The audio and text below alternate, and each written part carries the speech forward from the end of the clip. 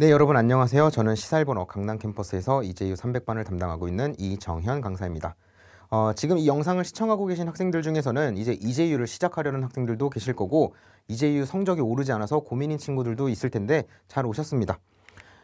이제유 성적 때문에 고민이다라는 친구들은 아마 이런 고민들을 하고 있을 것 같아요. 첫 번째는 독해 시간이 부족합니다라는 거. 가장 대표적인 고민이겠죠. 시간이 남아돌아요 라는 친구는 사실 많지는 않을 것 같아요.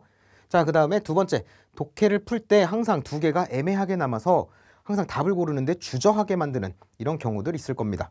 그리고 세 번째는 글을 읽고서 뭔가 안 것 같은데 뭔지 정확히는 잘 모르겠고 이렇게 애매하게 이해된 친구들도 있을 거고요. 청독해 같은 경우에는 보면은 안 들리고 들으려고 하면 안 보이게 돼서 이 멀티 능력 때문에 우왕좌왕하면서 이제 문제를 푸는데 너무 힘들어하는 친구들도 있을 겁니다.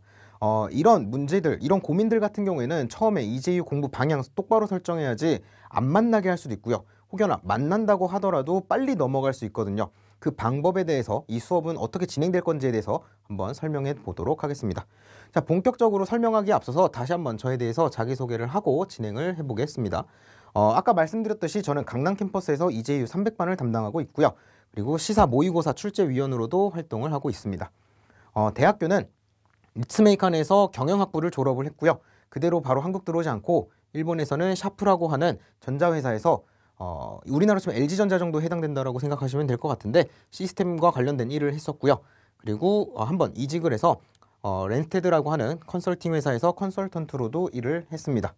그래서 보시면 아시겠지만은 학생으로서도 직장인으로서도 관서와 관동 그리고 일본계 기업과 외국계 기업이라고 하는 정말 다양한 경험을 일본에서 해왔기 때문에 여러분들에게 이제유를 비롯해서 많은 일본행과 관련된 정보를 재밌게 좀 전해줄 수 있을 것 같습니다. 궁금하신 사항이 있으면 언제든지 교실로 찾아오시면 되고요. 자, 그러면은 본격적으로 수업에 대해서 설명을 하고 아까 그런 네 가지 고민들은 어떻게 타파를 해갈 수 있는지에 대해서 한번 설명을 좀 드릴 건데, 일단 저의 수업 철학은 굉장히 심플합니다. 점수를 빨리 향상시켜 놓겠다라는 겁니다. 일본 유학 특성상 이제유를 준비하면서 시험을 준비하면서 학교 지유서도 준비해야 되고요. 면접도 준비해야 되고 소논문 등등의 본고사를 같이 준비해야 되거든요. 또 우리 일본어만 할 게 아니죠. 종과, 이과, 수학 이런 것들도 준비해야 되고 토익, 토플까지도 준비해야 됩니다. 할 게 정말 많은 곳이 시험이기 때문에 일본어 성적을 빨리 올려놓을수록 다른 공부를 더 투자할 수 있기 때문에 일본어 점수를 빨리 올려놓겠다라는 게 저의 첫 번째 철학입니다. 그리고 두 번째는 재밌는 수업입니다. 수업 자체가 재밌어야 되는 부분도 있을 거고요. 학생 스스로가 성장하고 있다는 걸 느껴서 공부에 재미를 붙일 수 있게 돼야 된다고 생각을 하거든요. 그래서 이 두 가지 수업 철학을 가지고 여러분들과 함께 수업을 진행하고 있는데, 그럼 이 두 가지는 어떻게 잡아갈 거냐라고 하면은 저는 이 두 마리 토끼를 효율이라고 하는 걸로 잡으려고 하고 있습니다. 이런 말씀을 드리면은 어떻게 받아들일지 모르겠는데 실제로 많은 학생들이 굉장히 비효율적으로 공부를 하고 있거든요. 그게 무슨 말인지 이렇게 한번 설명을 드려볼게요. 이런 얘기 많이 들어봤을 겁니다. 토익이 900점이야, 만점이야 라고 하면서도 말은 잘 못해라는 얘기 많이 들어봤을 겁니다. 이게 무슨 말을 의미하냐라고 하면은 말을 잘한다라는 것과 문제를 잘 푼다라는 것은 별개의 개념인데, 학생의 대부분은 일본어를 잘하면 이제유 고득점이 나온다라고 잘못 인식을 하고서 공부를 시작하는 경우가 많거든요. 우리 한국인이 수능 국어 영역을 문제를 푼다라고 해서 무조건 만점이 나오는 게 아닌 것처럼 일본인들한테 이제유를 풀어보라고 해도 시간이 부족하거나 문제를 틀리거나 하거든요. 지금도 가끔 제 친구들한테 문제 풀어보라고 이렇게 주는 경우들이 있는데 그들은 저보다 일본인이니까 말을 더 확실히 잘하겠죠. 압도적으로 잘할 건데 그럼에도 불구하고 문제는 저보다 잘 못 풀어요. 또 언젠가 먼 미래에 여러분들이 취업할 때도 일본에서 취업할 때 일본어 시험을 또 봐야 될 텐데 그때도 제가 제 친구들보다 문제를 더 잘 풀었거든요. 그러면은 우리는 일본어에 대한 공부를 하기 이전에 이제유 수업은 입시와 관련된 수업이기 때문에 문제를 잘 풀 수 있는 훈련이 돼야 된다라고 말씀을 드리고 싶어요. 많은 학생들이 그러면은 이렇게 다시 대답을 하겠죠. 저는 문제도 풀고 답도 맞춰보고 해석도 해보고 있어요 라고 하는데 거기서 멈춰 있기 때문에 거기까지밖에 공부가 안 되어 있기 때문에 성적이 잘 오르지 않고 처음에 보여드렸던 네 가지 고민을 마주칠 수밖에 없게 된다라고 저는 생각을 합니다. 그래서 우리는 문제를 잘 풀 수 있어야 된다라는 건데 아까 저는 이런 얘기 했습니다. 빠른 점수 향상을 하게 하겠다. 그리고 재밌는 수업을 만들겠다. 그거를 효율이라고 하는 것으로 가겠다라고 했는데 효율적으로 공부하면은 아까 그 고민들 빨리 탑할 수도 있고요. 안 만나게 할 수도 있거든요. 그 효율에 대해서 설명을 좀 드려보도록 할게요. 저는 이 수업에서 효율성이라고 하는 것을 요 세 가지로 압축해서 여러분들에게 설명을 좀 드려보도록 하겠습니다. 첫 번째는 단어입니다. 제가 이제유 준비하면서 가장 답답했던 부분은 단어였거든요. 적게는 하루에 100개, 많게는 200개씩도 외웠었는데 외웠던 단어들이 다음에 문제 풀 때 나온다라고 하면은 또 그것도 아니었거든요. 근데 안 외우자니 불안하고 외웠는데 안 나오니까 또 이게 답답하고 이래서 굉장히 막막하게 단어를 외웠던 기억이 있는데 여러분들에게는 그런 경험을 주고 싶지 않아서 제가 이제유 강의를 하기로 결정된 이후에 가장 먼저 했던 거는 단어 수집이었습니다.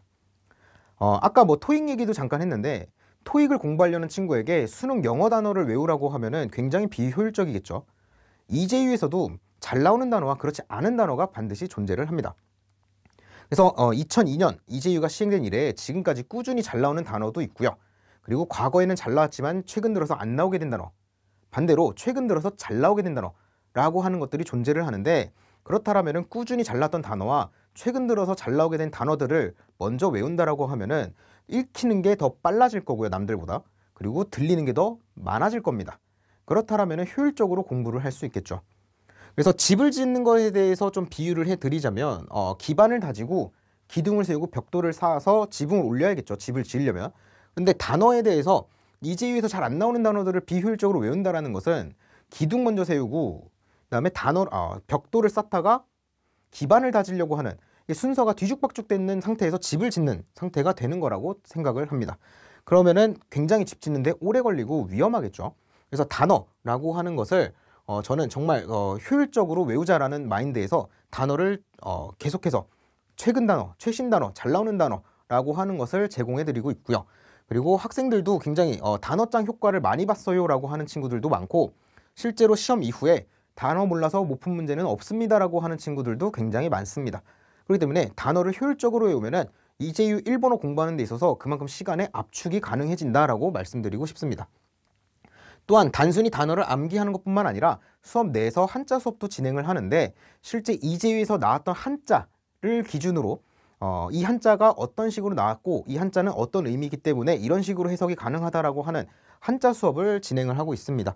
그러면은 처음 본 단어라고 하더라도 한자 자체에 대해서 감이 올라와 있으면은 그런 것들도 해석하는 데 전혀 지장이 없게도 만들 수도 있다라는 소리입니다. 자, 두 번째는 독해력입니다. 아까 이런 얘기 했었죠.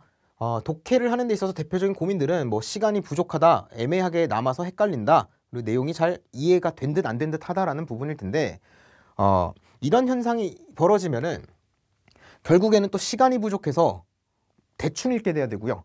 또 대충 읽으면은 본문에 대한 이해력이 부족해지면서 또 답을 고르는데 주저하게 되고요. 그럼 또 시간이 지나가면서 시간이 부족해지고 계속 악순환에 빠지거든요. 근데 막연하게 해석만 하기 때문에 이런 문제를 마주치는 거라고 생각합니다. 그러니까 글자를 읽은 거지 내용을 읽지 못했다는 뜻이거든요. 그래서 이 수업에서는 독해력이라고 했던 거는 내용을 읽어낼 수 있는 눈을 길러드리겠다라는 소리입니다.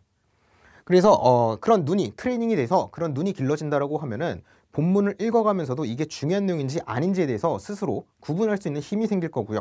그 힘이 생기면은 정답을 고르는 데 있어서 명확하게 정답이 보이게 될 거라고 생각합니다.